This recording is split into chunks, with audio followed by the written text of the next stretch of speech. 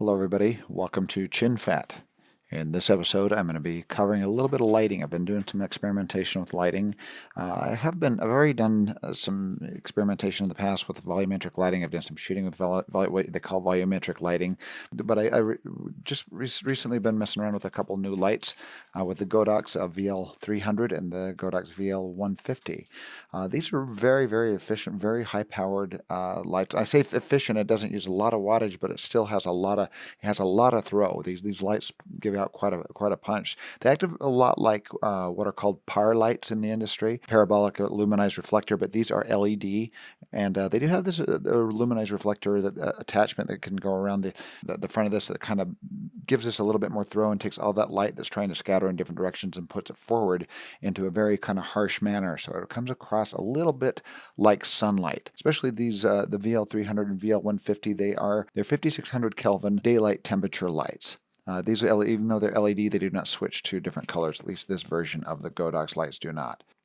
So with these lights, I'm going to try to show how they do certain lighting like this. These shots here, this is what they call volumetric lighting, where the light really seems to take on a very specific texture and shape, and you can really see the shape of the light. It's used in a variety of different films, used quite commonly. But this type of lighting, once again, is called volumetric lighting. And to achieve this effect, first of all, you need what is called atmosphere. And to achieve atmosphere, you need to you're basically adding particulates to the air that create a very specific equilibrium and just kind of floating in the air that the light will basically cling to. This can be achieved with basically either, you'll see this in instances where there's fog outside. If you ever have a foggy evening and you have the street lights shining through it, you're going to see volumetric lighting. It's because the light is catching on the particulates in the air, and it emphasizes the shape of the light.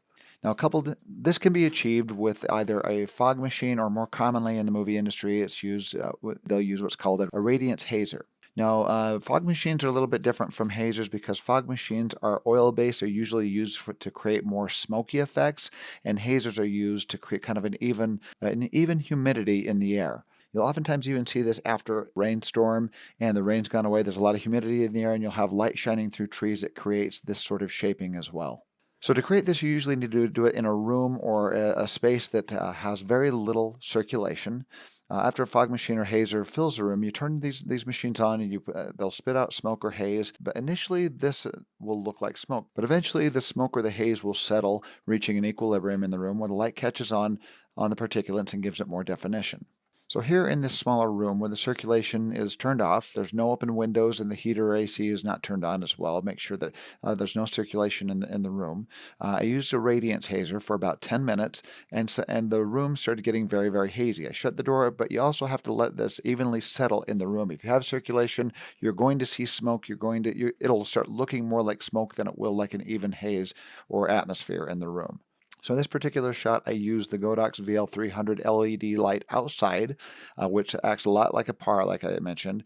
Daylight temperature has this really strong throw, and I use it like it's supposed to be sunlight coming from outside. So I set this upside and aimed it toward the windows to make it look like sunlight coming in through the window. So from the inside, this is basically what that light looks like.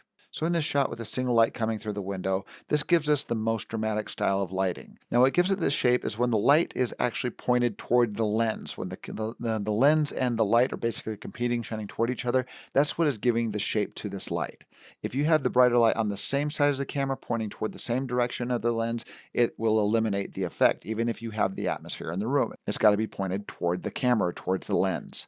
So to achieve the effect, you have to use what is called upstage lighting. So I'm going to draw a camera here. We got our camera, we've got a subject right here, and we are filming this direction toward the subject here. Let me put a little nose on there, eyes to show that the person is like looking in this direction. So with the camera is pointing toward that direction, if we draw basically a 180-degree line going here, and the camera is on this side of the 180-degree space right there. If you put lights on this side of the 180-degree line and shine it toward the camera, even if it's kind of down here, kind of riding that line a little bit, you are going to have what they call upstage lighting. And this lighting will tend to be way more dramatic than if you put the lights on the same side as the camera. Now this is called downstage when we're on this side. So here we're on this side of the 180-degree space right there. Within this 180-degree space, that will be called upstage lighting, and we get the more dramatic look. And if you put, sorry, that looks like another camera. If we put lights on this side of the camera and light with the camera, that's called downstage, and it tends to be less dramatic. So kind of keep that in mind, whatever the camera direction is pointing, you have the lights basically pointed toward the camera. But then that created such a dramatic effect, I decided to bring the 150 inside the room and shine it toward the character just to bring up a little bit more ambient noise. And I did not shine this directly at the character. I kind of aimed it, it was slightly behind the camera. I took the VL150, which is basically half the intensity as this 300, and bounced it against the ceiling. So it gives this even diffuse ambient fill to the room, what they would call an ambient fill. And I auditioned different levels of fill. Here's the VL150 at 100%. Here is the VL150 at 50%.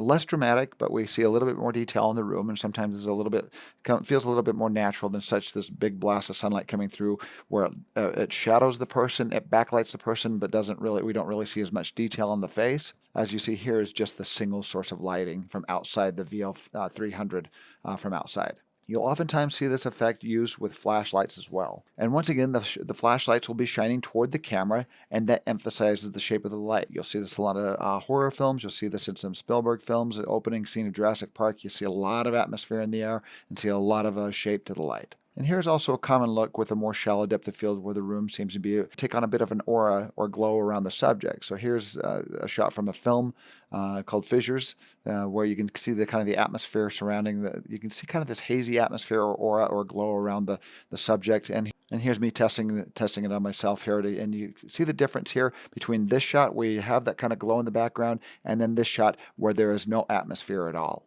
comparing those two. So there are a few different instances of using atmosphere or volumetric lighting to kind of get more of a dramatic effect within your movies and within your shots. And once again, to achieve this effect, it does help if you're in a closed environment with little circulation. You also make sure that you're using upstage lighting where the lights are shining toward the camera rather than away from the camera. And kind of to show a before and after with the lighting shades here, here's an example of towards the camera versus not towards the camera. The lighting's going similar. The lighting is coming from the camera side rather than going toward the lens here and backlighting the subject. And here I'd like to just put like a side-by-side and kind of show you the same shot, very similar shot, where the light is still shining toward the camera, but without atmosphere. Here on the left, here is the atmosphere, and you can see the shape of the light. And here on the right, you see the shot with no atmosphere, and it does not, you still get kind of a dramatic effect, but you don't quite get those lines creating the shapes of the light. So here's with atmosphere, here's without atmosphere. Now just keep in mind that Radiance Hazers are oftentimes more expensive than fog machines. They're usually used in films, they're used in clubs, and they are also DMX controlled, which makes them quite expensive. You can have them spit out a little bit of haze every now and then to kind of keep that atmosphere hanging in the air for quite some time.